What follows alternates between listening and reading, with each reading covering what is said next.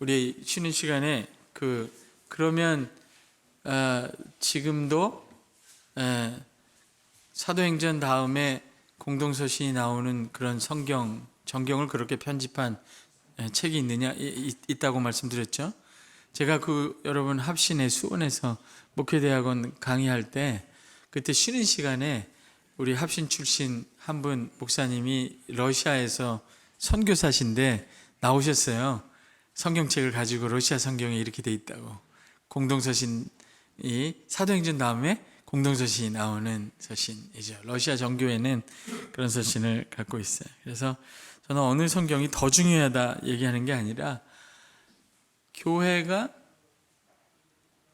이 세상에서 닥치는 여러 가지 문제들, 교회를 맞선 적들을 상대할 때 그 적들이 시대마다 다르고 상황마다 다르거든요.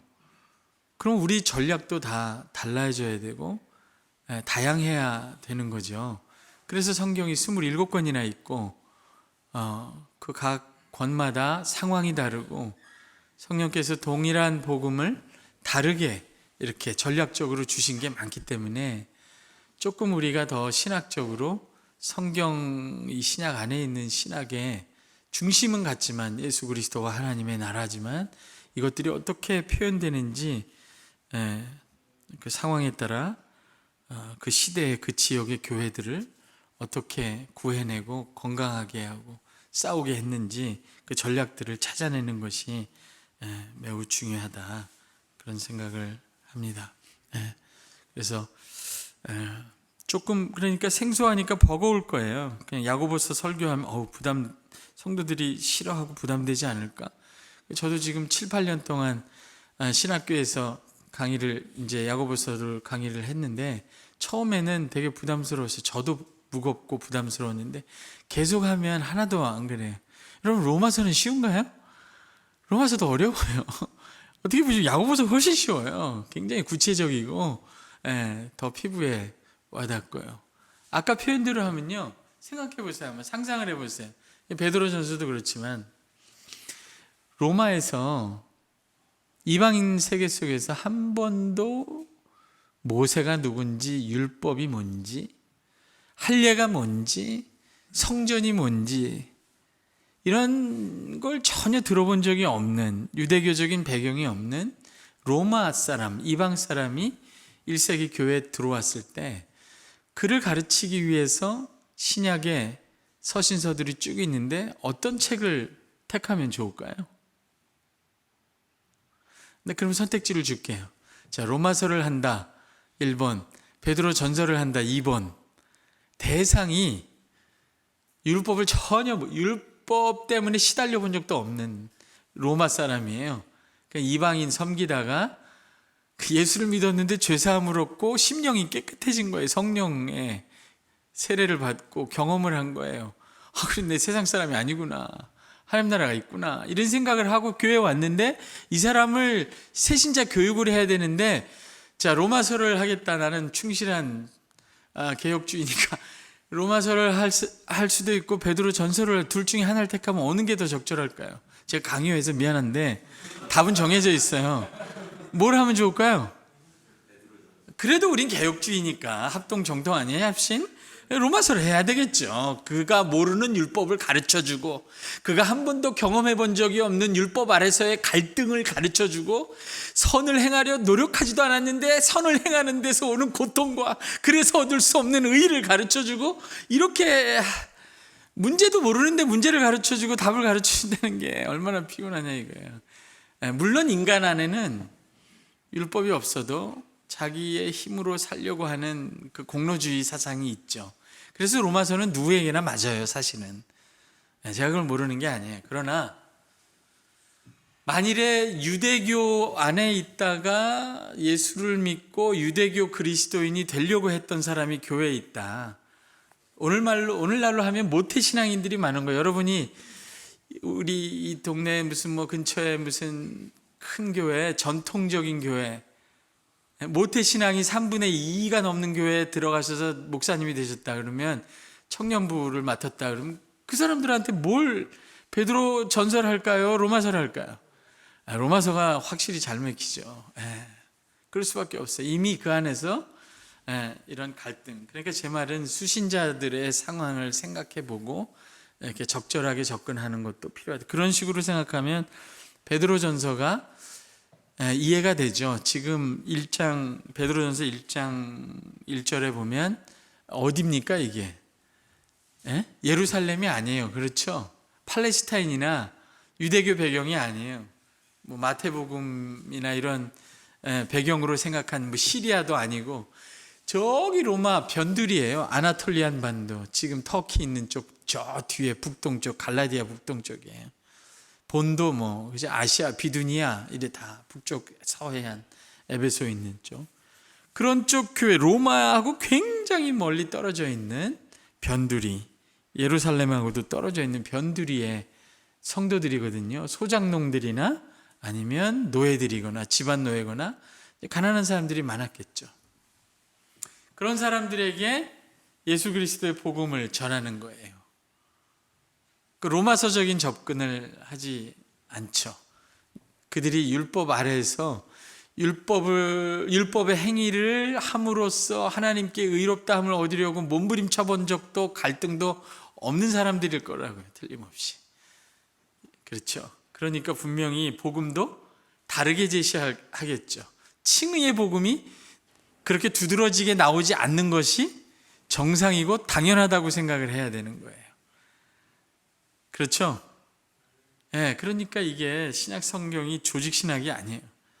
조직 신학적인 내용이 다 있지만은 그렇게 일관되게 하나로 언제 어디서나 적용되는 신학으로 정리된 게 아니라 조직 신학의 토대가 되는 여러 가지 복음의 다양한 측면들, 이런 것들이 숨어 있는 무슨 금광 같은 거죠. 캐내는 대로 다른 보석들이 나오는 금광 같은 거죠. 그래서 베드로 전서를 어떤 학자들은, 오랜만에 공부하려니까 힘들지 않으세요? 괜찮으세요? 늘 이렇게 공부하세요?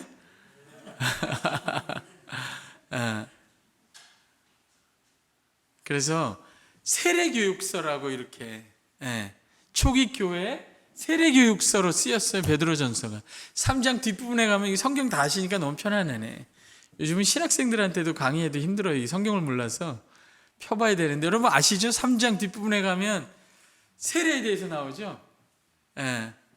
이것이 선한 양심이 하나님을 향하여 찾아가는 것이라. 개역 한글에 그렇게 되어 있는데 개역 개정에는 선한 양심의 간구라 이렇게 되어 있어요. 번역이 좀 그런데, 그래서 세례를 설명하죠. 뒷부분에, 3장 뒷부분에. 그것처럼 베드로 전서를 초신자들의 세례 교육서로 썼단 말이에요. 그러니까 어떻게 보면 우리가 새신자가 교회에 올 때 로마서를 먼저 하지 않고 베드로 전서를 먼저 할 수도 있어요. 매우 성경적이에요. 개혁주의 교회도 그렇게 하는 것이 성경적일 수 있어요. 왜냐하면 개혁주의는 성경을 따라가는 거니까. 큰 양심의 가책 없이 로마서를 버리고 베드로 전서를 새신자 교육의 텍스트로 써도 성경적입니다. 큰 문제가 없어요. 그래서 아까 말씀드렸듯이 야고보서부터 베드로 전서, 베드로 후서, 요한 1, 2, 3서, 유다서, 요한 계시록까지, 제가 공동서신의 이 전체 주제를 이런 식으로, 복음이, 예수 그리스도의 복음을 무엇을 카운터파트로 설명했다고요? 세상. 그 당시에는 로마죠. 여러분, 초기 교회가 이렇게 딱 예수 그리스도의 복음을 들고 딱 서 있는데 가장 위협적인 존재가 둘이 있는 거예요. 이게 1세기의 상황인 거죠. 1세기 교회가 맞닥뜨린 적들이죠. 상대해야 할 적들이에요. 왜 적이냐면요, 유대교는 유대교 나름대로의 세계관이 있고 구원관이 있고 신관이 있고 교회관이 있고 역사관이 있어요. 가치관이 있고 큰 하나의 덩어리인 거예요, 그게. 그러니까 그것하고 변론하면서 많은 걸 설명해야 되는 거예요. 예수 그리스도로 말미암아 우리에게 온 새 언약의 복음, 이 하나님의 나라가 무엇인지를 설명해야 되죠. 로마는 어떤가요?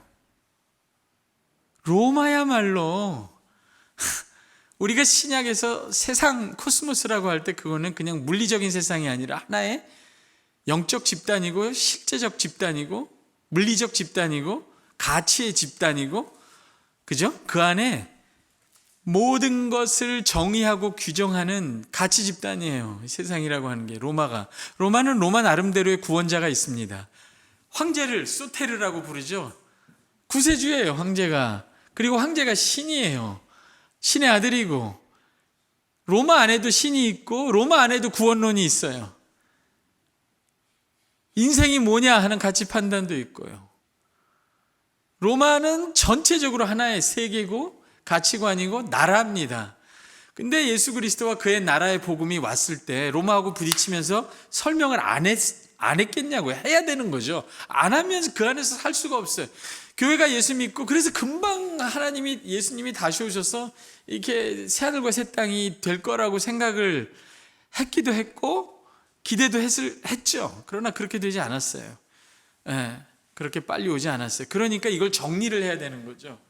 이 새 언약의 복음은 옛 언약과 어떻게 같고 다르며, 그 다음에 우리가 갖고 있는 예수 그리스도의 복음과 그의 나라는 이 로마라고 하는 세상과 어디가 유사하고 어디가 다른지를 설명해야 되는 거예요.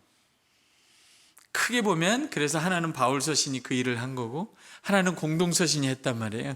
근데 이 공동서신을 뚝 잘라서 없는 것처럼 취급하면 교회는 어떻게 될까요?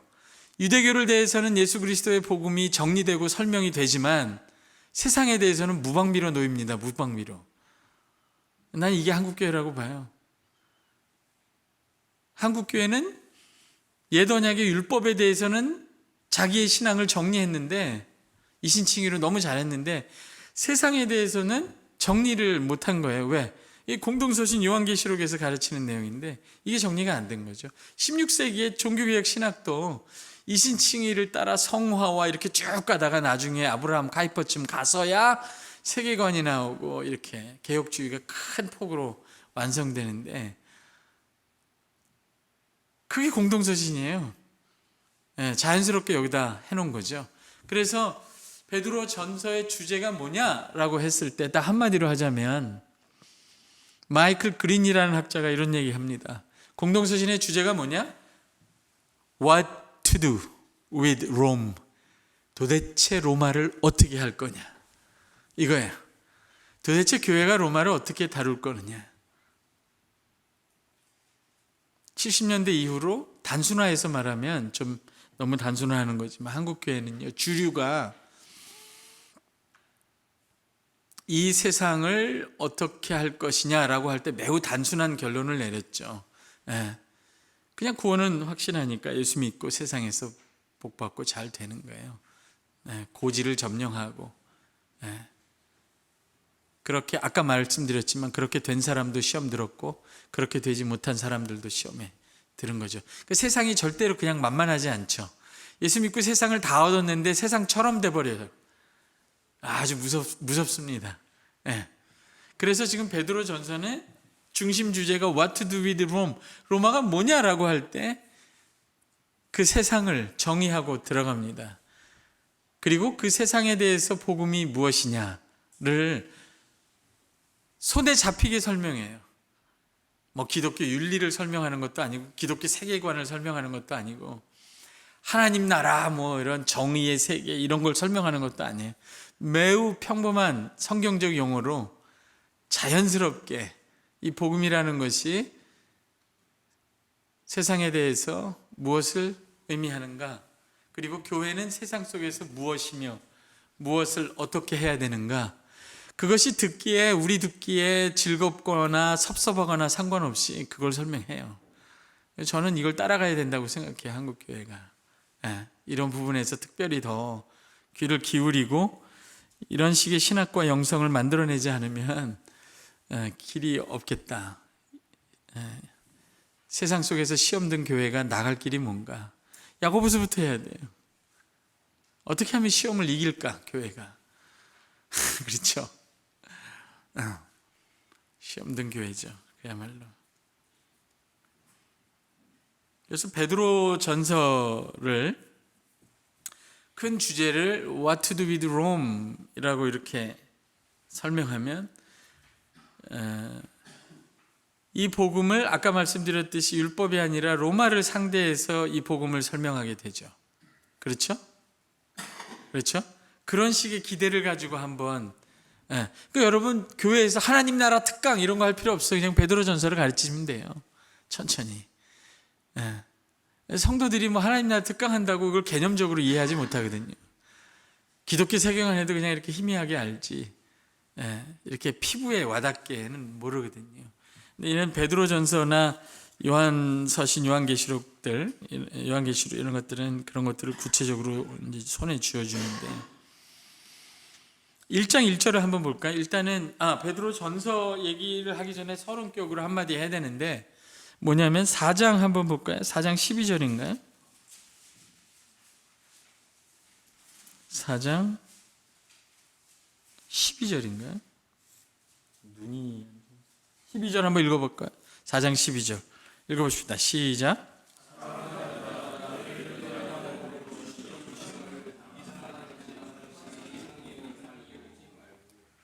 거기 보면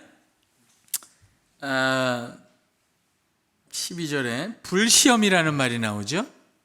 그렇죠? 그러면 이제 이런 단어가 나오면 이게 로마의 콜로세움에서 꽁꽁 묶여가지고 기름 부어가지고 거기다 화형을 당하는구나. 아니면 사자굴에 집어넣어서 이렇게 우리 그림에서 보는 대로 로마가 대대적으로 이렇게 공개적으로 핍박하는 그런 장면이구나 이렇게 생각하기 쉬운데 만일에 그렇다면 베드로 전서의 배경이 로마가 공식적으로 로마라는 국가가 교회를 공식적으로 핍박하는 거라면요 상당히 늦어요. 트라이안 황제가 1세기 말부터 2세기 초반에 황제 숭배를 서서히 강화하기 시작하거든요. 그러니까 황제 숭배가 점점 강화돼서 로마가 공식적으로 교회를 핍박하는 지금 중국처럼 공식적으로 핍박하는 게 최소한 2세기가 넘어가야 돼요. 아무리 빨라도 2세기 중반이에요. 2, 3세기나 돼야 로마가 정부 차원에서 교회를 핍박합니다. 지금 시진핑이 엄청 지금 교회를 이제 핍박하고 있는데 듣기에는 막 십계명도 갈아치운다고 얘기해요. 공산주의 강령으로 새로 써가지고 듣는 얘기에 의하면 뭐 사실인지 모르겠는데 성경도 공산주의 강령으로 해서 다시 써가지고 주겠다고 아마 그런 얘기까지 도는 정도로 보면 핍박이 굉장히 큰 거죠. 그런 식의 국가가 교회를 공식적으로 핍박하는 그런 상황이라면 그러면 한 가지 명백해지는 게 이게 베드로가 썼을 수가 없어요. 충돌합니다. 저자의 기록 연대하고 그렇죠? 서신의 배경하고 충돌해요. 그런데 사실 이 베드로 전서의 내용을 상세하게 읽어보고 상황을 재구성하면 그리고 오늘날의 많은 학자들이 동의하는 바는 베드로 전서에 기록된 연대 그 배경은 지금 나오는 불시험 같은 것도 로마의 공식적인 핍박이 아니라 교회가 로마 사회에 편입되면서 거기서 점점 이렇게 두드러지기 시작하면서 일상적인 갈등, 사회, 경제, 문화 이런 데서 뭐 정치적으로는 아직 아니고 이렇게 서서히 갈등이 점점 심화되고 격화되는 불편함이 증가하는 그러나 아직 공식적인 핍박이 시작되지 않은 기간이라고 이렇게 볼 수 있어요. 그러니까 베드로 전서 안에 완전히 배도하고 그 다음에 완전히 기독교인들을 감옥에 쳐놓고 죽이고 핍박 이런 장면들이 별로 안 나와요. 그런 용어도 그렇고 계시록은 조금 그런 가능성이 더 높아요. 근데 베드로 전서는 그렇지 않단 말이죠. 한번 상상해 보세요. 2장에 보면 뒷부분에 보면 사환들아 이렇게 얘기하죠.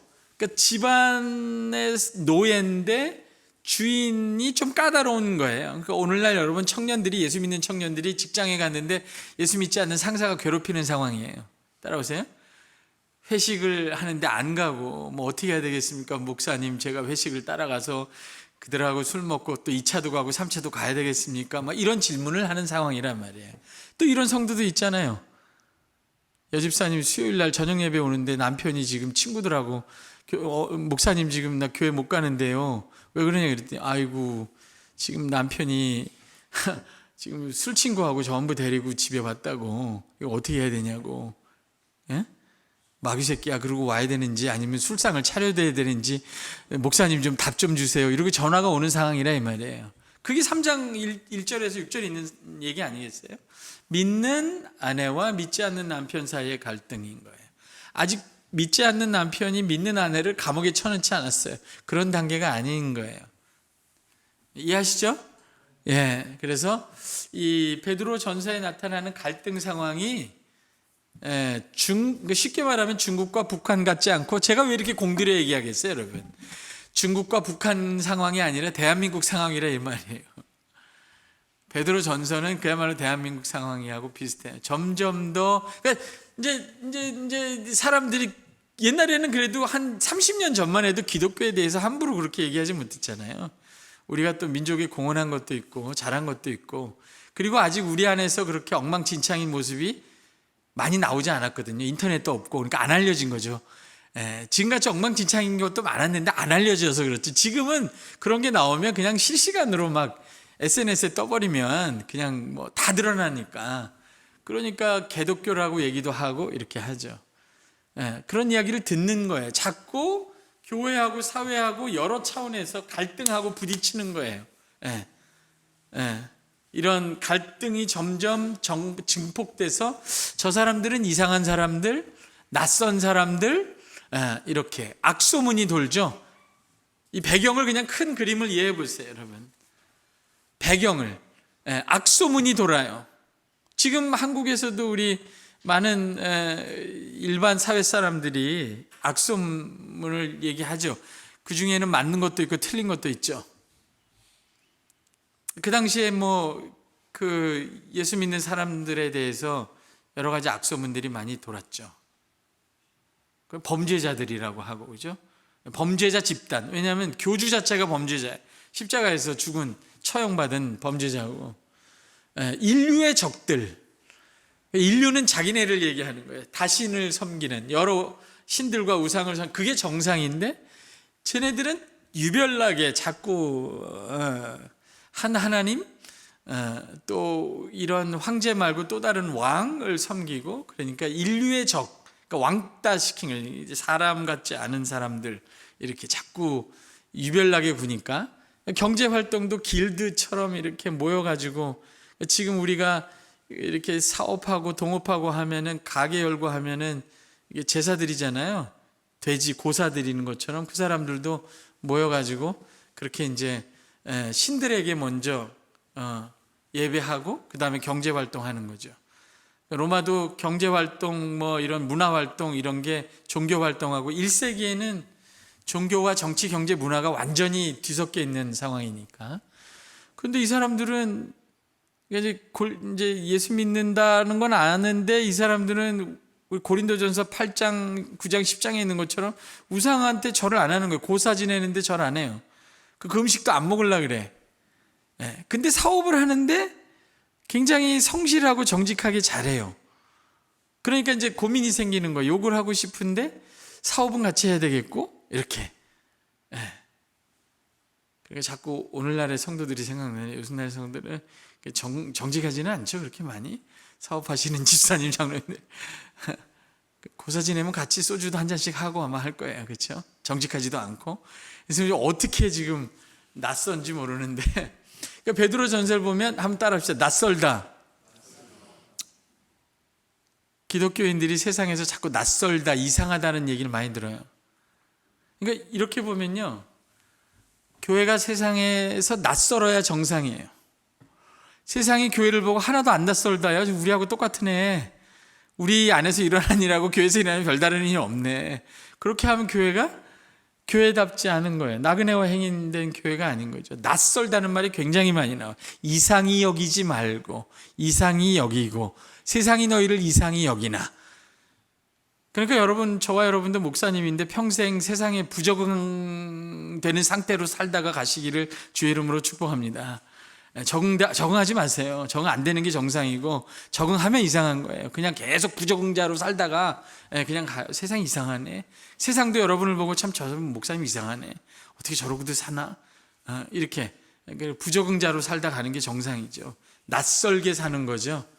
이게 많이 없어졌죠. 낯설게 사는 게 없어졌어요. 교회가 더 이상 낯설지 않아요. 세상에서도 세련된 게 교회도 좀 세련돼야 되고 이런 게. 뭐 어쨌든 그 낯설다는 영성 이런 게 베드로전서에 굉장히 강력해요. 그냥 뭐 멋이 있어서 우리 교회는 낯설어 이런 게 아니라 그 낯설다는 게 굉장히 복음에 대한 해석 때문에 오는 거죠. 결국 이 세상을 대하여 복음이 무엇이냐, 이제 그런 해석 때문에 이 낯설다는 내용이 이제 나오는 거죠. 그리고 뭐 세상이 교회에 대해서 많은 이야기들을 했는데 그 중에 그런 것도 있죠. 식인종들이다. 그런 거 있죠. 이해하시죠? 뭐 하냐 하고 따라가면 저녁 먹고 어딜 가게 따라가 보니까 귀를 이렇게 대보니까 그 안에서 뭐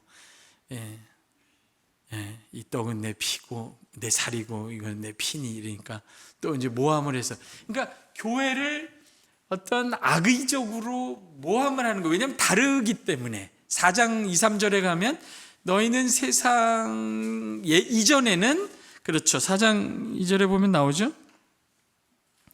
4장 4절 읽어볼까요?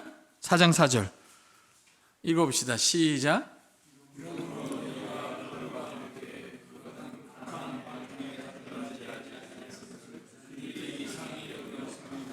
그러니까 세상이 낯설다 하고 교회에게 악담을 하고 비방하는 이유가 저들이 다름질하는 그 다름질을 안 따라가는 거예요. 술 취하지 않고 우상 숭배하지 않고 그렇게 사정없이 부도덕하고 이런 일을 하지 않는 거예요. 그게 문화인데 그런 문화를 안 따라가는 거예요. 교회는 굉장히 정직하고 정갈하고 그렇죠. 정신이 건전하고 이렇게 세상이 가는 대로 따라오지 않으니까 세상이 이상히 여기고 낯설게 여기고 비방하기 시작하는 거죠. 이건 교회가 교회답기 때문에 세상이 비방을 하는 거고 낯설게 여기는 거죠. 이래도 비방해요. 이렇게 세상이 비방을 하는 상황에서 베드로가 하는 중요한 얘기가 있죠. 이런 이유 말고 다른 이유로 말미암아 저들이 너희를 비방하지 않게 하라. 이렇게 얘기해요.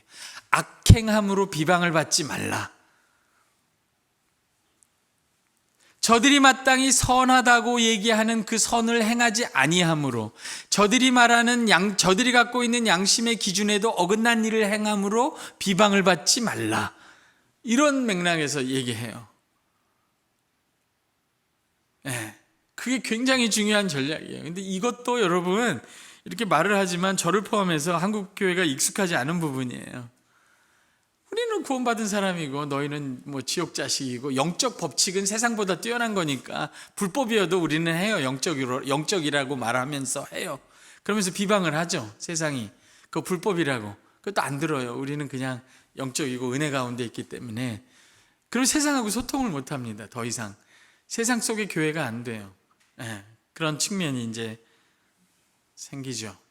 그래서 교회와 세상 속의 교회가 세상과 점차로 갈등을 일으키는 상황, 본질적인 것 때문에 갈등을 일으키고 비방을 들어요.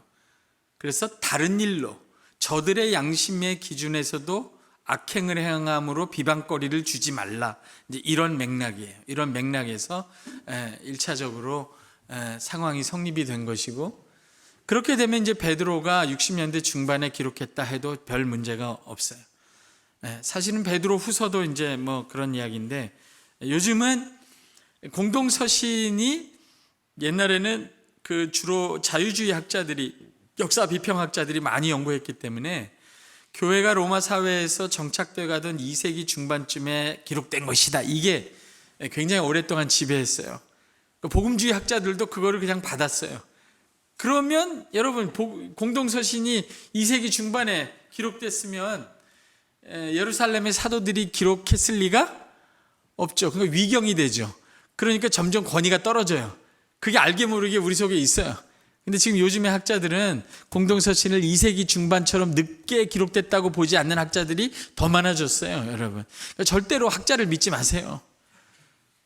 그냥 성경이 베드로가 썼다면 베드로가 쓴 거예요. 아니, 그렇게 명확한 것도 의심하면은 그 다음에 어떻게 읽어요? 아니, 베드로가 썼다고 문자로 써 있는데 이거는 가짜일 거야. 그럼 그 다음으로 어떻게 읽냐고, 그러면요. 그 다음에 본문들을 확립을 할 수가 없잖아요. 제 말 아시죠? 이거는 과학적이지도 않고 합리적이지도 않아요. 그런 식으로 의심하는 거는. 그래서 어쨌든 간에 그 얘기는 뭐 그렇고, 어쨌든 베드로 전서가 이렇고, 베드로 주제는 이렇고, 1절을 한번 봅시다. 넘어가야 되죠. 1장 1절에 한번 읽어볼까요? 시작.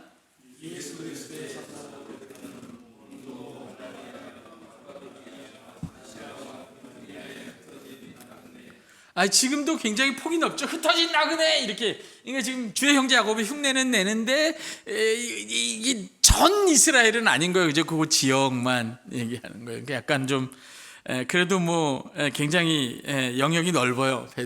사도 베드로가 어쨌든 예루살렘의 사도로서 굉장히 큰 지도자로서 이렇게 하는 거고, 베드로도 총회장이었죠. 첫 번째 총회장이었는데 일찍 그만두시고, 뭐 본인이 잘못한 게 많았는지 어쨌든 일찍 그만두시고,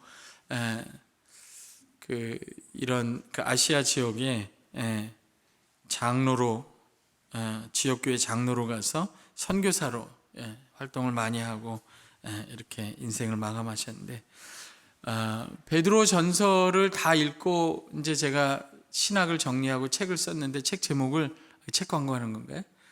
십자가와 선한 양심 이렇게 했어요. 그 뭐냐면, 첫째는 베드로 전서의 신학이 십자가의 신학이에요. 십자가의 신학이에요. 그게 꽤 놀라운 게 뭐냐면, 베드로가 복음서를 보면 예수님을 따라다니면서 다른 건 다 잘했는데 한 가지 모르는 게 있죠. 그게 뭐예요? 십자가의 의미를 몰랐어요, 베드로가. 십자가의 의미를 몰랐어요. 다른 건 정말 다 정말 하나님이 이렇게 계시를 주셔서 살아계신 하나님의 아들이요 그리스도라고 고백까지 했는데, 십자가에서 탁 막혀요.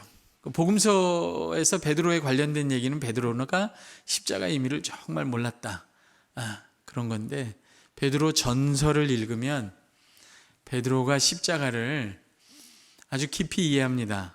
그리고 바울이 이해한 것과 또 다르게 이해해요. 그게 참 놀랍고 재밌어요. 아주 독특한 십자가의 신학이에요.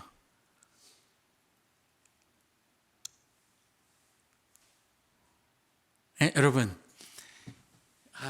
이게 3장에 나오는 건데, 이게 바울은 십자가를 얘기할 때 대속을 주로 많이 얘기하죠. 갈라디아서 3장 4장에 있는 것처럼 나무에 달린 자마다 저주를 받은 자라. 그 십자가잖아요. 율법의 저주에서 우리를 속량하는 이 대변혁이에요. 율법 아래서 율법의 행위가 아니라 율법 아래에서 저주에 갇혀 있는 자들을 오직 그리스도를 믿음으로 의로운 상태, 생명의 상태로 옮겨버리는 이신칭의처럼 굉장히 혁명적인 일을 해나는 십자가를 굉장히 강조해요. 베드로가 강조하는 십자가는요, 길이에요, 길. 이 세상 한복판을 지나가는 여행자요, 제사장의 길이에요. 특별히 선한 행실, 선한 양심으로 이 세상 한복판을 지나가는 교회. 그래서 그의 고난과 부활과 승천의 길, 영광의 길, 고난에 참여함으로 영광에 이르는 하나님 보좌 우편에까지 이르는 길로서의 십자가를 제시합니다. 많이 비슷한 신학이 있죠. 이거하고 마가복음이 비슷해요. 길의 신학이죠. 왜 비슷할까요? 마가하고 베드로하고 같이 다녔어요. 여러분도 이렇게 같이 다니면 이 설교가 비슷해져요. 같은 노회에서 같이 배우고 이야기 많이 하면. 베드로하고 마가도 십자가를 이해하는 게 길로서 이해해요. 물론 바울도 이런 측면이 있지만 바울이 강조하는 십자가는 굉장히 혁명적이에요. 우리를 율법의 저주에서 그리스도 안으로 옮겨놓는, 율법의 저주에서 우리를 벗겨내는 십자가인데, 지금 베드로 전서에서 강조하는 이 십자가는 또 다른 차원이 있어요. 너무너무 놀라운 차원이에요. 이 세상에서 우리를 꺼냅니다. 율법 아래서가 아니라 이 세상에서 우리를 꺼내고 다시 이 세상을 선한 양심으로 지나가게 하는 십자가의 여행자처럼, 그리고 제사장 나라로서 그 길은 고난에 참여하는 길인데 영광을 누리는 길이에요. 베드로 전서에서 5번, 6번씩 이 시그널을 줍니다. 나는 그의 고난의 증인이요 영광에 참여한 자라.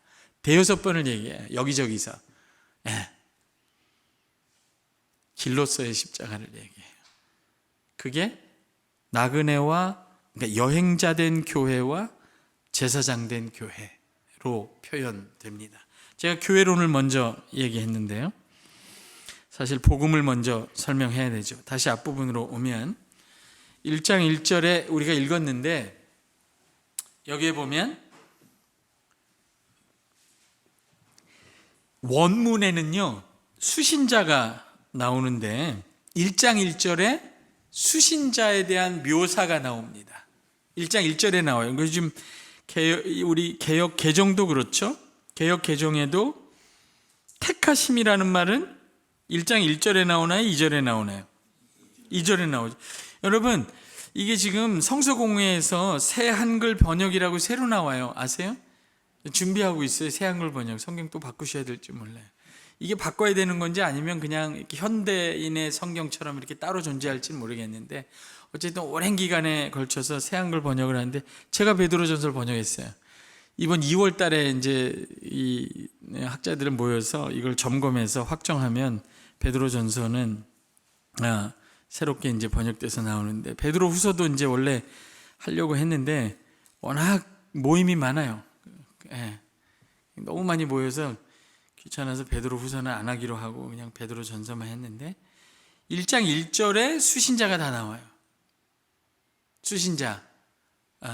그리고 나그네와 행인이라는 말보다 다른 말을 제가 썼던 것 같아요. 임시거주 외국인과 여행자, 이렇게.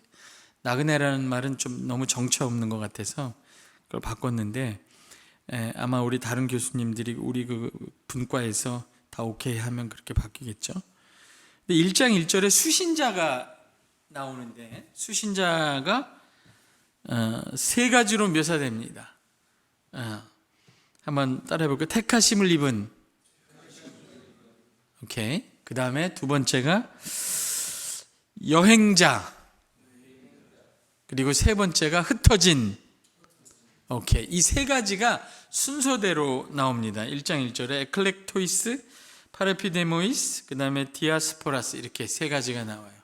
첫째가 택하심을 입었다는 거고요. 수신자들한테 너희가 택하심을 입은 너희에게, 이게 나오고요. 2번째 파레피데모스. 파레피데모는 문자 그대로 말하면 도시에 잠깐 있다가 지나가는 사람, 여행자 된 교회라는 거예요. 3번째는 흩어진 교회고요. 그러니까 1장 1절에 수신자를 3가지로 묘사하면서 교회론을 다 얘기해요, 이미. 그리고 베드로 전서의 문학적 구조도 다 얘기를 해요. 끝난 거예요. 1장 1절을 이해하면은. 신약 성경은 다 그렇게 돼 있어요. 고대 문헌은 전부 앞부분에 전부 모든 게 다 들어있어요. 마태복음 1장 1절에 다 있습니다. 그가 다윗의 아들이고 아브라함의 아들, 메시아라는 거예요. 그게 마태복음이에요. 요한복음 1장 1절에서 18절에 다 있어요, 여러분. 지금도 베드로 전서도 1장 1절에 수신자를 묘사하는데, 첫 번째가 뭐라고 그랬습니까? 첫 번째가 무슨 교회? 그럼 교회는 뭐냐? 택하심을 받았다, 이런 거예요. 택하심 받은 자들, 이게 교회예요. 그러니까 베드로에게 사도 베드로에게 교회론을 물어보면 유형교회, 무형교회 이런 얘기 안 해요. 조직신앙 안 배웠어요. 이렇게 얘기해요. 교회란 첫째, 택하심을 받은 자들의 모임이다. 둘째, 여행자다. 교회는 이렇게 규정해 버립니다. 교회는 흩어진 자들이다. 이 세상에. 무엇처럼? 이 흩어진 자들이라는 말은 그 배경에 디아스포라인데, 이 예수님이 씨 뿌리는 자의 비유가 배경에 있어요. 예, 확실히 그래요. 천국은 이와 같으니 어떤 사람이 씨앗을 가지고 밭에 뿌린 것 같다. 그 씨는 하나님의 말씀이요 밭은 너희들의 마음이라. 그리고 그 다음에 마태복음 13장에 가면 하나님이 자기의 사람들, 하나님 나라 사람들을 세상에 뿌리죠. 그 두 가지를 합치면 이렇게 돼요. 하나님께서 그의 백성을 말씀으로 거듭나게 하십니다. 베드로전서 1장 22절, 23절에 그렇게 표현하죠. 너희가 거듭난 것은 썩어질 씨로 된 것이 아니요 썩지 않을 씨로 된 것이라. 그리스도의 중생을 말씀으로 설명합니다. 들으셨어요? 그 배경에 예수님의 씨 뿌린 자의 비유가 있어요. 야고보서의 구원론도 이래요. 야고보서 1장 21절. 능히 너희를 구원할 너희 안에 심긴 말씀. 이따가 더 해보겠지만 시간이 되면, 그러니까 교회를 흩어진 자라고 표현하는 건 뭐냐면, 너희는 하나님의 말씀으로 거듭나서, 말씀으로 거듭난다 할 때는요 세상하고 대조하는 거예요. 이게 참 막 순서가. 1장으로 가보세요. 1장 22절, 23절, 24절, 25절 읽어볼까요? 할 수 없이 읽어봅시다. 베드로전서 1장 23, 24, 25 찾으셨어요? 읽어봅시다. 시작.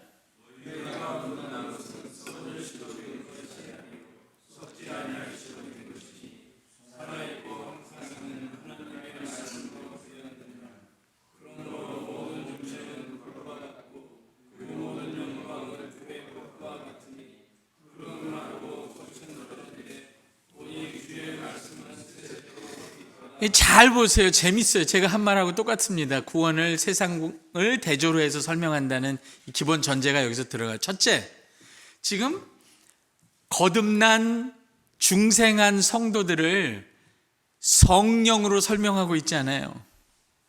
그렇죠? 갈라디아서 같으면 그렇게 하죠. 너희가 성령을 받은 것이 듣고 믿음으로냐 율법을 행함으로냐 이렇게 나오죠. 율법의 행함과 성령이 대조가 되잖아요. 그렇죠? 제가 너무 열심히 하는 것 같은데요, 여러분에 비해서.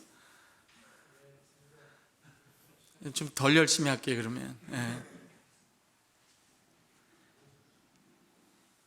성도의 거듭남도 여러분 꼭 성령으로만 설명할 수 있는 건 아니에요. 그게 새 언약인데, 지금 여기서는 뭘로 설명합니까? 성령이 아니라 말씀으로 설명하죠. 그 둘은 분리할 수 없는 거예요, 원래. 그러나 그렇게 하는 이유가 있죠. 바울이 갈라디아서에서 우리의 중생을 성령으로 설명하는 것은 율법으로서 난 것이 아니라는 말을 하고 싶어서 성령을 얘기하는 거예요. 그러니까 제 말이 맞아요. 지금 여기는요, 너희가 거듭난 것이 썩어질 씨가 아니라 썩지 아니할 씨로 된 것이니 이는 하나님의 살았고 영원한 말씀으로 된 것이라 라고 하면서 그 말씀을 뭐하고 대조합니까? 푸른 마르고 꽃은 시드나. 이사야 40장이에요. 세상하고 대조해요. 세상하고. 이 차이를 아시겠어요? 성도 여러분, 여러분이 거듭난 것은 여러분 안에 성령이 계심을 뜻합니다 라고 말하는 것은 여러분이 율법 아래 있지 않다 이런 뜻이에요. 돌로 지은 성전, 이 예배당 건물이 성전이 아니라 여러분이 성전이다 이런 뜻이에요. 너무너무 놀라운 거예요. 그러나 여러분이 중생한 것은 하나님의 살았고 영원한 말씀이 여러분 안에 심긴 것입니다. 그것으로 거듭난 것입니다. 그걸 의미합니다. 여러분이 중생했다는 것은 살았고 영원한 말씀이 여러분 안에 심겨 있다는 뜻입니다. 이렇게 말할 때는 세상이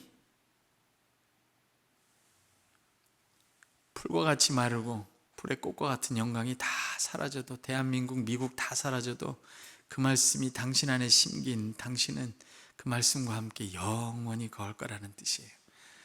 그러니까 이미 세상을 이기고 시작해요. 말씀으로 중생했다는 표현 자체가. 야, 이게 공동서신이에요. 이게 여러분, 요한이 오죽하면 예수님을 말씀으로 표현해요. 그리고 그 말씀은 태초에 계세요. 태초에 계신 말씀이 당신 안에 심겨 있어요. 이게 도대체 무슨 말이에요? 당신이 세상보다 큰 거예요. 예?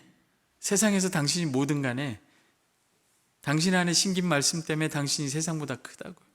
너희 안에 계신 이는 세상에 있는 이보다 크나니.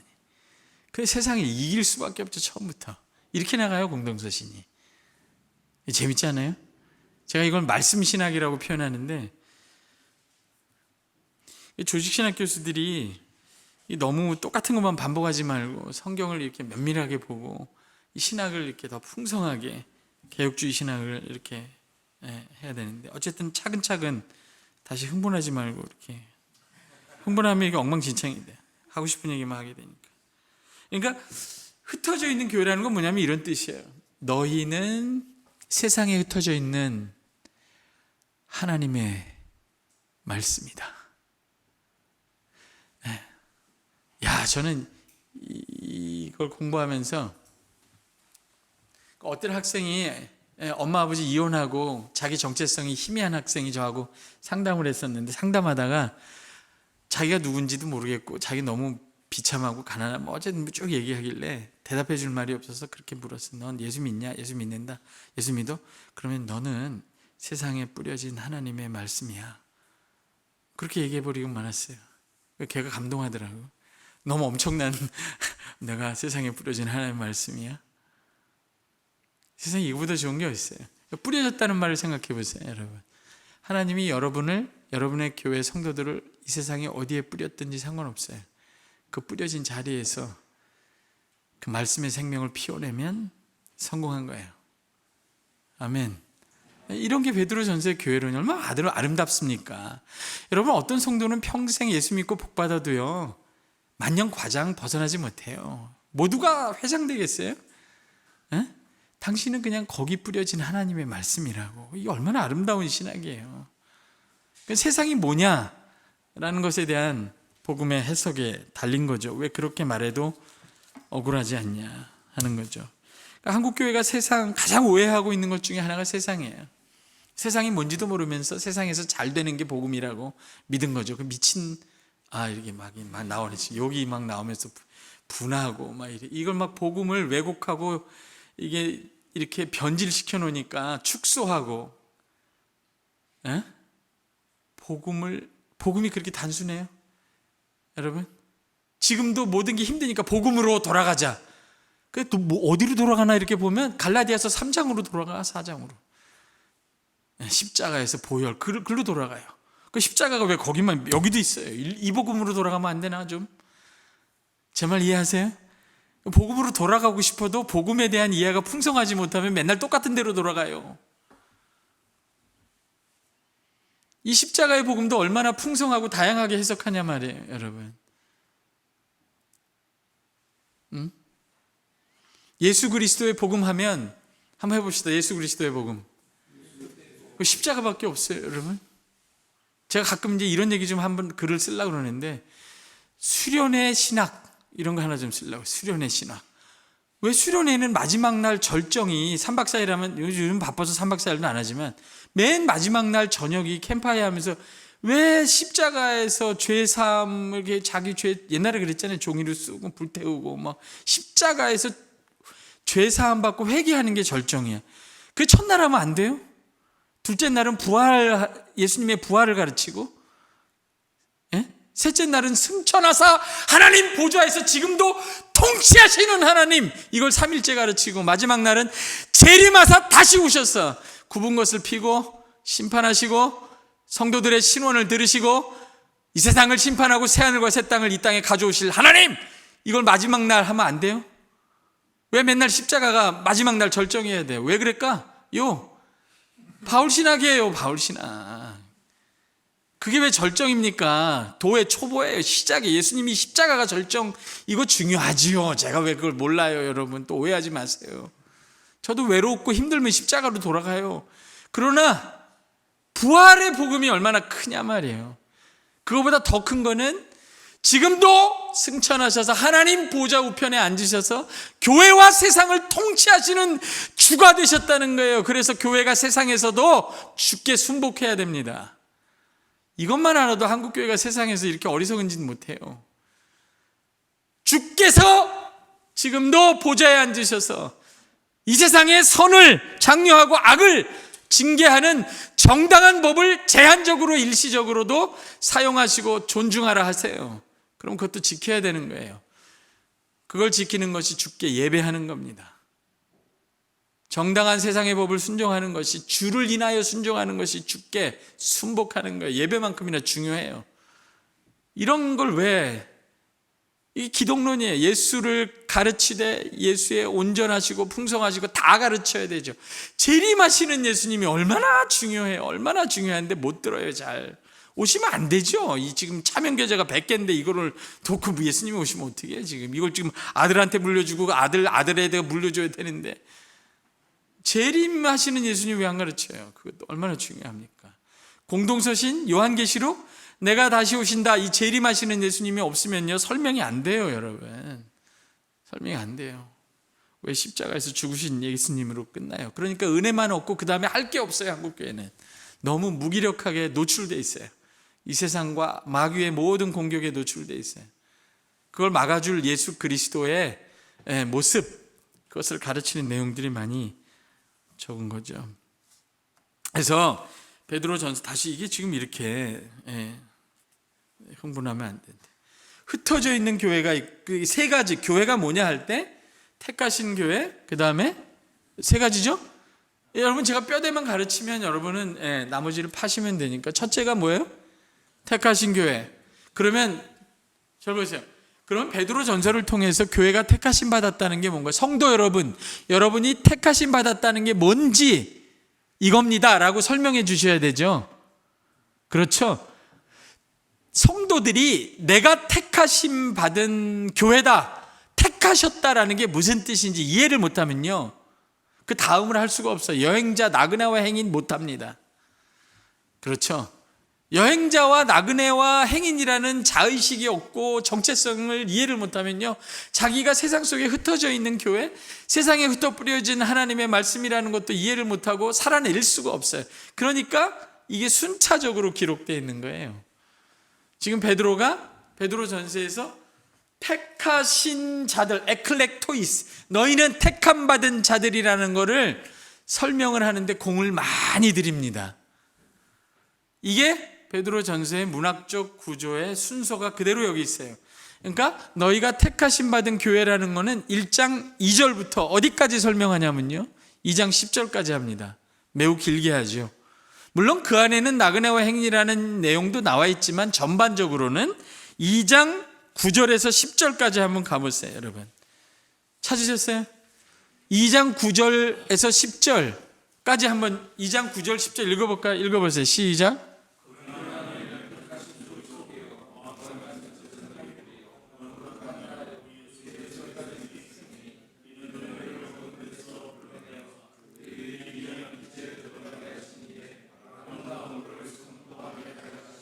그렇죠.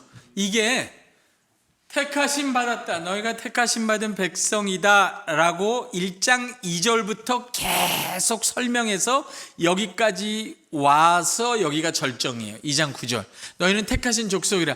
택했다는 말이 다시 한번 나오죠. 그리고 2장 10절에 너희가 이전에는 하나님 백성이 아니었으니 이제는 백성을 입은 자니라. 하나님의 백성이다. 그죠? 택하셨다는 뜻이죠.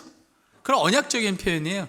너희가 하나님의 백성이란 뜻은요 내가 너 하나님이 됐다 이런 뜻이에요.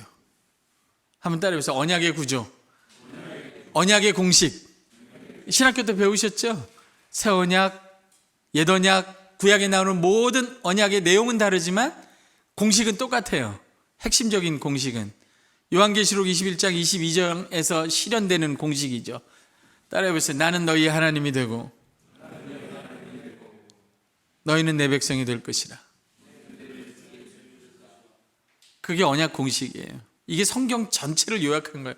여러분이 성도들에게 성경 전체를 5분 만에 가르쳐 주려면 이걸 가르쳐 주면 돼요. 성경의 모든 얘기는 언약인데 언약의 핵심은 나는 너희 하나님이 되고 너희는 내 백성이 될 것이라. 한번 따라해 보세요. 언약의 구조. 언약의 구조는 두 가지가 있는데 하나는 은혜고 하나는 요구입니다. 따라해 보세요. 은혜와 요구. 이게 언약의 구조죠. 은혜가 먼저 나옵니까? 요구가 먼저 나옵니까? 은혜가 먼저 나오죠. 아브라함에게 은혜의 약속을 하죠. 아이를 낳을 수 없는 아브라함에게 약속을 합니다. 네가 열국의 아비가 될 거라. 그건 은혜죠. 그건 뭐냐면 내가 창조주라 이런 뜻이에요. 그렇죠? 그리고 17장, 15장, 17장에 가서야 그죠? 너는 내 앞에 행하여 완전하라. 모세의 언약도 마찬가지죠. 똑같아요. 나는 너희를 애굽에서 건져낸 여호와로라. 나 외에는 다른 신이 없다. 이렇게 한 번 더 해봅시다. 은혜와 요구. 네, 은혜가 먼저 나오죠. 요구가 없는 은혜가 있습니까? 안 나와요. 그런 거 없어요. 성경에. 요구가 없는 은혜는 없어요. 그러나 그 은혜는 요구의 대가가 아니에요. 우리가 믿음과 행함이라는 것도 언약 구조 안에서 사실 이미 충분히 설명이 돼요. 은혜는 요구의 결과가 아니에요. 요구를 행한 것의 보상이 아니죠. 그렇죠? 다시 할까요? 은혜는 요구를 행하는 것, 언약 안에서 요구를 행하는 것은 우리가 하나님의 요구를 행하는 것은 언약 안에서는 은혜가 먼저 나오고 요구가 따라 나오고 요구가 없는 은혜는 없어요. 그러나 그 요구를 행하는 것은 은혜의 조건이 아니라 증거죠. 그렇죠? 제가 이렇게 정리했는데 깊이 생각해 보시고 이런 것들을 이해해야 야고보서, 요한일서 이런 표현들을 이해해요. 사랑하지 않는 자는 하나님께 속하지 아니하였다. 이런 말을 어떻게 이해합니까, 여러분? 이 언약의 구조를 이해해야 이게 이해할 수 있어요. 말을 그렇게 하더라도 다시요. 언약의 구조에는 은혜와 요구가 있고 요구가 나오지 않는 은혜는 없어요. 그러나 은혜가 먼저 요구 앞에 나오죠. 그리고 요구를 행하는 것은 은혜의 조건이 아니라 증거예요. 요구를 행하지 않으면 은혜 받은 증거가 없는 거예요. 그건 거짓말이에요. 이런 식으로 정리할 수 있는데 이 긴 얘기를 왜 했냐면 2장 10절에서 너희가 내 백성이 되었다는 말은 언약의 공식에서 앞부분을 생략한 말이에요. 너희가 내 백성이 되었다는 말은 내가 너희의 하나님이 되었다는 거예요. 너희가 긍휼을 입은 자라는 거예요. 내 긍휼을 입었다는 거예요. 이게 은혜입니까? 요구입니까? 은혜지요. 그러니까 성경에서 내가 너희의 하나님이 되겠다는 건 은혜예요. 이게 얼마나 큰 복입니까? 내가 네 하나님이라는 거예요. 너는 하나님이 될 필요가 없다는 거예요. 그냥 발 뻗고 잘 자라 그런 뜻이에요. 내가 홍해를 가를 거고 내가 너의 생명이고 내가 너의 영광이고 내가 너의 성공이고 나는 크고 두려운 하나님이니 너는 아무것도 두려워하지 말라 하는 거예요. 너는 내 안에서 쉬라는 거예요. 내가 하나님 할 테니까 너는 밥 먹고 잠 잘 자라 이런 뜻이에요. 너 할 일 하고 자라. 나머지는 내가 다 하겠다는 거예요. 너희는 내가 너 하나님 해줄 테니까 너는 내 백성 해라 그런 뜻이죠. 그러면 내가 너희 하나님이 될 것이라 하는 것이 거기에 보면 긍휼을 얻은 자라 이런 표현으로 되어 있죠. 그러니까 2장 9절에서 10절이 택하심 받은 교회를 설명하는 결론이에요. 따라오세요. 아까 지금 택하심 받은 교회 다음에 뭐가 나온다고 그랬어요? 여행자 된 교회가 나온다고 그랬죠? 그러니까 2장 10절 다음에 2장 11절 한번 읽어보세요. 2장 11절 시작.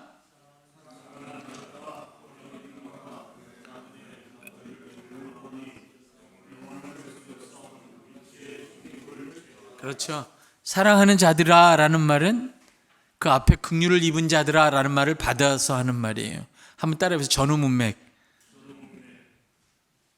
전후 문맥만 잘 보면 주석이 필요 없어요, 여러분. 실제로 사랑하는 자들아, 그냥 한 말이 아니라 그 앞에 긍휼을 입은 자들이기 때문에 하나님의 사랑을 입은 자들아, 그렇게 얘기하는 거죠. 그리고 나그네와 행인된 자들아, 이렇게 얘기하죠. 두 번째 교회의 정의죠. 너희가 여행자 된 교회다. 파레피데모이스, 이런 말이에요. 그러니까 2장 11절부터 여행자 된 교회의 모티브가 나옵니다. 2장 11절부터 교회의 정체성이 나오는데, 두 번째 정체성인데 하나는 뭐예요? 여행자와 제사장. 한번 따라해보세요. 여행자와 제사장. 이게 두 번째 정체성이야. 여행자인데 그냥 지나가면서 아무것도 안 하는 게 아니라 제사장 역할을 합니다. 이 제사장이 뭔지 좀 이따 설명하기로 하고, 여행자는 목적지가 있죠. 어디에 도착합니까? 교회가 이 세상을 지나 여행하는 최종적인 목적지가 어디예요? 3장 22절이에요. 읽어보세요. 거기가 끝입니다. 3장 22절 읽어보세요. 시작.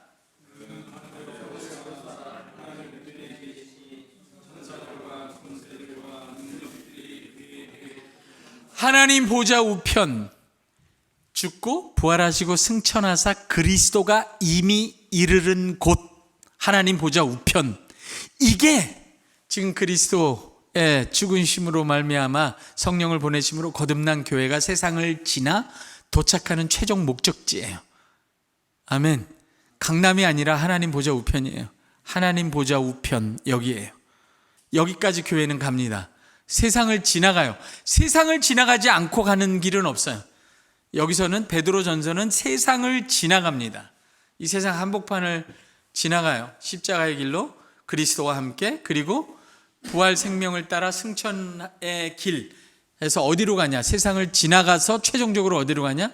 하나님 보좌 우편에 이르러요. 이게 요한계시록 7장이죠. 요한계시록 7장 안 읽어봐도 되죠? 그때 우리가 거기 이르러서, 그죠? 그 목자 되신 그분이 어린 양이 되사 우리의 모든 눈물을 닦아주시며 하나님 보좌 앞편에 이르죠. 이 그림하고 똑같아요. 베드로하고 요한하고 얘기를 한 건가? 예수 그리스도의 복음이에요. 그걸 그 캐리그마를 가지고 설명한 거죠. 요한계시록 7장하고 베드로전서 3장 21절하고 이렇게 매치해서 같이 읽어주세요. 성도들에게 중요한 본문이에요. 읽어야 돼요? 안 읽어도 되죠? 그래서 이해하셨어요. 그러면 이제 하나 남았죠. 4장 1절부터는 따라해보세요. 세상에 흩어진 교회. 그러니까 4장 1절에 남은 날들, 이런 표현이 납니다. 너희가 세상에서 육체의 남은 때를 살게 하려 함이라. 4장 2절. 세상에 남은 날을 살아요. 세상에 흩어져 있는 교회예요. 모든 성도들이 당하는 고난을 당하면서 그들 안에 심겨있는 하나님의 말씀의 생명, 푸른 마르고 꽃은 시드나 이 세상은 사라져도 너희 안에 심긴, 너희가 이것으로 거듭난 이 썩지 아니할 씨에 하나님의 말씀의 생명을 피워내는 사람들로 세상에 흩어져서 살아라. 이게 큰 주제라고 할 수 있어요. 이렇게 하면 베드로전서가 끝납니다. 끝났어요. 이렇게 하면 큰 그림은 끝난 거예요.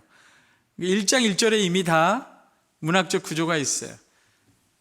택하신 교회, 택하신 받은 교회, 그 다음에 여행자와 제사장 된 교회, 그 다음에 세상에 흩어 뿌려진 교회. 이렇게 해서 큰 세 토막으로 설명하시면 되는 거고요. 그 다음에 베드로전서 끝부분의 끝 인사말을 보세요. 그러니까 앞에 인사말은 1장 1절이고 끝 인사는 5장 12절에서 14절이죠. 그렇죠? 근데 흥미로운 게 5장 10절에 보세요. 5장 10절에 보면 무슨 표현이 있습니까? 한번 읽어볼까요? 재밌어요. 이거 5장 10절 시작.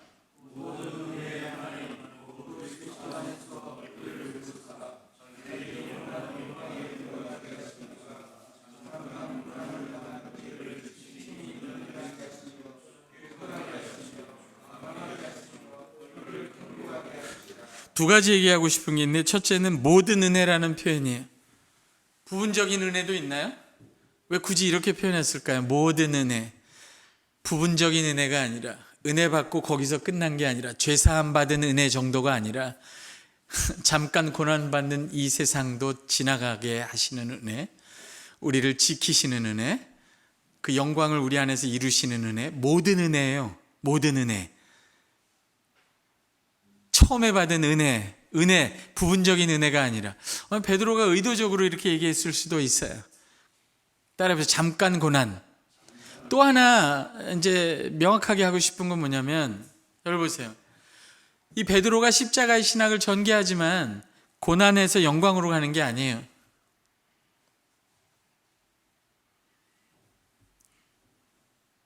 고난에서 영광으로 가는 게 아니라요. 한번 해보세요. 이미 받은 영광. 아하.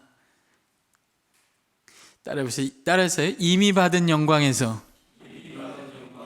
잠깐 고난을 통해 영원한 영광으로. 이게 도식이에요. 예수님은 십자가를 통해서 부활에 이르시지만 우리는 그 부활의 영이신 성령을 통해 거듭남을 경험하고 시작합니다.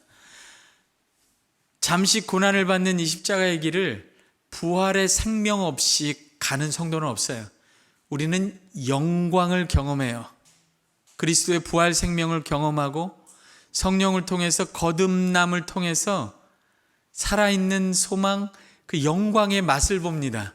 영광에서 잠시 고난을 통해 영원한 영광에 이르러요. 이게 성도의 길입니다. 절대로 여러분 성도에게 장엄하게 비장하게 설명하지 마세요. 우리가 고난을 받아야 영광에 참여합니다. 아멘 해도 아무도 안 해요. 그렇게 하면 안 해요. 뭐 영광이 대가입니까? 고난의 대가요? 그렇지 않아요. 이미 영광을 받은 거예요. 아멘. 그리고 잠시 고난을 지나서 하나님이 그 고난을 통해서 이미 받은 영광을 온전하게 하시고 그 영광에 중한 것, 바울을 식으로 말하면 이 영원한 영광을 이루세요. 그러니까 순서가 고난에서 영광으로 가는 게 아니라 영광에서 고난, 잠시 고난으로, 그리고 영원한 영광으로, 이 순서라는 걸 기억을 하세요. 그러니까 베드로 전서 1장에서 너희가 택하심을 받았다는 걸 먼저 설명해요. 그 다음에 여행자와 제사장이 나오잖아요. 따라오세요? 그러니까 여러분이 베드로 전서를 설교할 때 1장 2절에서부터 2장 10절까지 강해 설교를 하면 몇 주가 걸리겠습니까? 10주? 그래도 10주 동안 내내 여러분이, 성도님 여러분들이 왜 택하심을 받았으며 이 택하심 받은 영광이 무엇이며 이거를 주구장창 설명을 하는 거예요. 그러면 2장 11절쯤 와서 우리가 여러분이 여행자 되었습니다 그러면 아멘 하고 전부 동의할 거예요. 여행자 됐지. 그럼 우리가 이 세상에서 왜 있으려고 살아? 아이고, 이 세상에 더럽고 썩어지고 험한 세상에서 우리가 뭘 살겠다고 여기 있어. 이렇게 납득이 되죠. 왜 택하심을 받았는지 그 택하심의 영광을 손에 쥐어줘야 되는 거예요. 그러니까 1장 2절부터 2장 10절까지 충분히 설명해야 돼요. 아멘. 이건 모든 성경의 순서예요. 언약도 마찬가지로 은혜부터, 아브라함에게 하나님이 다가오셔서 너는 내 앞에서 완전하라, 그리하면 내가 너에게 아들을 주리라 이러지 않았잖아요. 처음부터 굉장히 황당한 얘기를 한 거예요. 은혜를 주신 거죠. 은혜의 세계를 열어준 거죠. 영광을 먼저 준 거예요. 나는 전능한 하나님이라. 그렇게 해놓고, 그죠? 그 다음에 잠시 고난을 겪고, 그 다음에 그 영광에 중한 것을, 영원한 영광을 이루어 주신 거죠. 순서가 그렇게 된다는 거 하나 기억하고, 12절에 보면, 12절 읽어볼까요? 12절, 시작.